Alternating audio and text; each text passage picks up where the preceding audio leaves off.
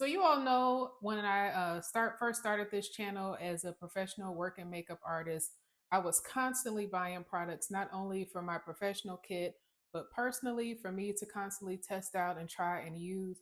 And I spent a lot of money on makeup, just all the time. I was constantly buying everything. But now that I'm older, I'm wiser, my spending habits have changed so much. And I've had to really figure out still, how can I enjoy being in this makeup world without spending all my money on makeup?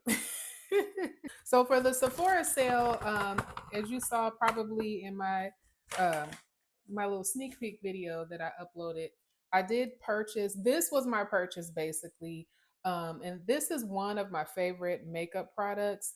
The Sephora collection retractable Rouge lip liner, and this is in the color Mesquite, which is a new color for me that I'm gonna try. I usually purchase molasses, and I have a nice backstage, but I wanted to try something a little different. So let's see, let's open this one up. So while I'm demoing this product, I'm going to share some of the 5 tips that have really helped me not overspend on makeup.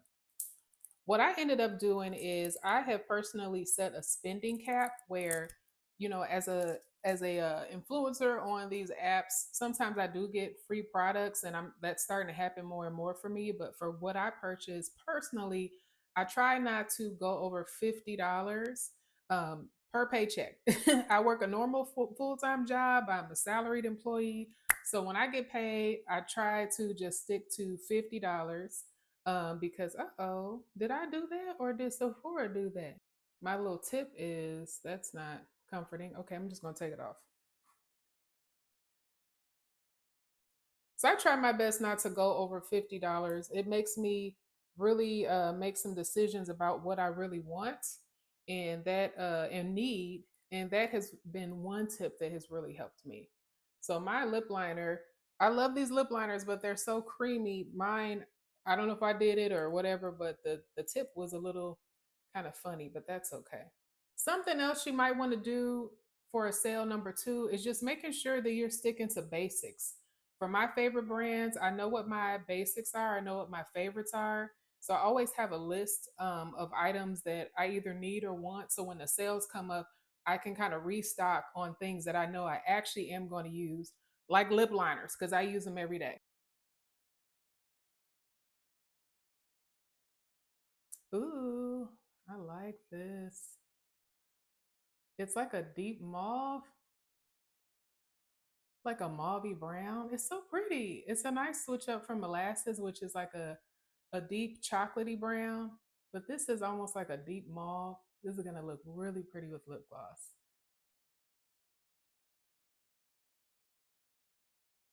Ooh, yes, yes, yes.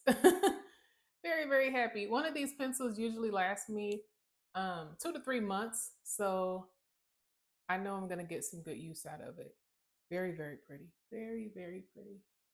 So as I said, when I shop, I stick to basics. And I mentioned a little bit about the wish list, but I am really serious when it comes to making wish lists for products, whether it be makeup or something else. I have a detailed wish list that I use for most of the things that I'm interested in. And I found when I started doing that earlier this year, I add something to my wish list every day. Which I'm not sure what that says about me, but I am always looking, I'm always searching. I always see things that are really interesting. So it helps me be more of an intentional consumer when I'm writing down what it is that I'm interested in, stepping back and making that decision. Is this a need or is it this a want? Can I wait until a sale comes up? Holidays are really great for sales. Um, kind of making those decisions, it just helps me be have a bit more of a conscious effort with how I'm spending. Something else that I really like to do when I purchase is to really embrace many sizes of products. I've seen some people do a breakdown where they will say, "Oh, well, the mini size is not really a great deal because the cost per ounce and all of that." I understand that, but be truthful and answer this question: when is the last time you actually emptied a makeup product that you purchased? And I'll wait. I do not empty products that often. When I do, I know it's definitely a staple. As you see from my channel, I'm always trying things. So if I can get the mini size, I'm gonna buy me a mini. This Elf lip oil, which I have really been into this year, I've purchased 3 different shades. I haven't filmed a video on it yet, but I probably will sometime soon. I love how little it is because when I use them every day after a couple months, I can actually see myself getting through the product. So I intentionally do buy smaller sizes of products because it does help to save money.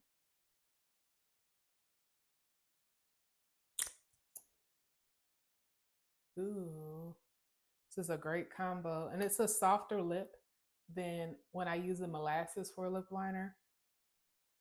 I like it. Oh, I like it. I'm so happy. Yeah, this mesquite. Yeah, mesquite's going in the makeup bag today. I like it. My fifth tip is when there is a sale to make sure that you are being mindful and try your best not to lose it, which I have done on quite a few sales. And then even though I save money when I get home, I'm like, why did I buy this? I didn't need this. For example, the Sephora sale, God bless Sephora, but unless you are spending a lot of money at Sephora each year, for me, to be honest, I believe the insider level where I only got 10% off. That's not a lot of money. A lot of times the brands will have better sales themselves. Speaking of which, when Sephora does run their sale, the Sephora collection is usually 30% off.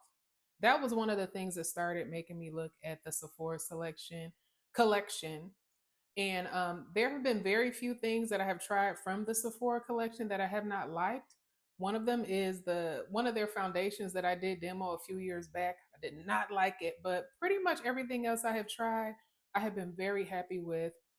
Speaking of the lip pencils, this is probably one of the best formulas of a lip pencil that I have ever used, which is why I have a little stash so that I stock up during the sales. I usually get at least 2 or 3. Pencils last me 2 or 3 months. I don't have to worry about not having a great quality lip pencil because for me, it makes the look a lot of times for my makeup, especially since I wear a lot of times simple makeup looks. So the pencil is kind of a make it or break it for me. And I have one that I love and I'm great with it. So definitely just make sure when it's a sale, take a deep breath, take a deep breath. And even then, it's a great time to give yourself a spending limit too. I have a few sales I'm kind of saving up for and waiting for once we get to the holidays. I am not going to spend over $100, and these are some purchases I've been waiting on to make for really the whole year. I just been waiting for the holiday sales to come back around. Being an intentional consumer when it's something you love really helps you out and it helps your bank account out. The brands would love for you to always buy and buy and buy. And yes, that's important when you're kind of stocking up for things that you need. But when it comes to wants, you just want to be a bit more intentional. And I do plan to, with my content, just weave a little bit more of my decision making into my videos so you can see how do I actually plan out the $50 I will spend? How do I decide what to get and not to get? If that would be helpful for you, I would be more than happy to share that on my channel. So, what are some of your tips? How do you keep your makeup spending in check? I would love to hear. Please do leave a comment below, and I'm always open to questions too. Thanks so much and take care. Bye.